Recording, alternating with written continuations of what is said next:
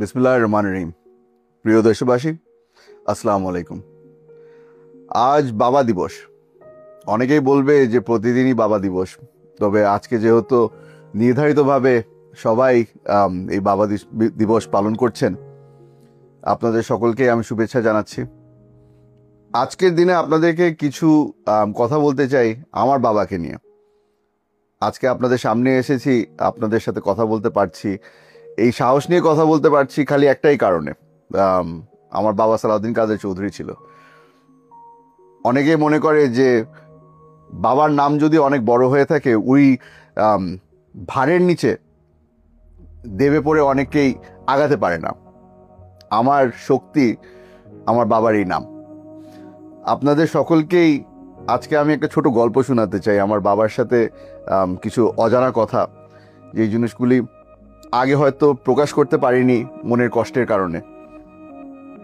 আজকে সেই কথাগুলোই আপনাদের সামনে তুলে ধরছি।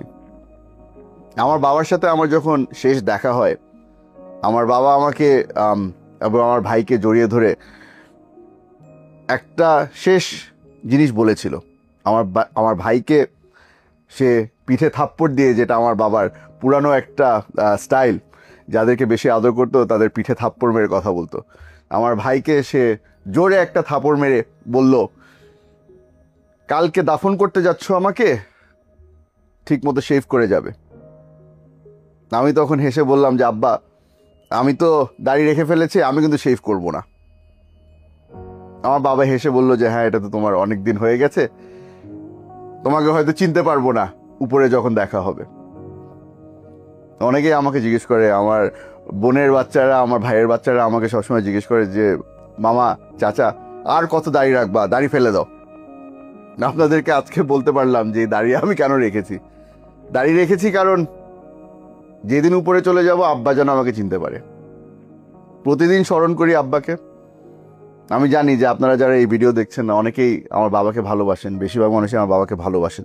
সেই কারণেই আপনারা আমার সাথে আছেন, আমার পিছনে দাঁড়িয়েছেন, আমার পাশে দাঁড়িয়েছেন। আপনাদের সকলকে আমার বাবার জন্য দোয়া চাচ্ছি। আপনাদের সকলের কাছে আমি দোয়া চাচ্ছি আমার পরিবারের জন্য।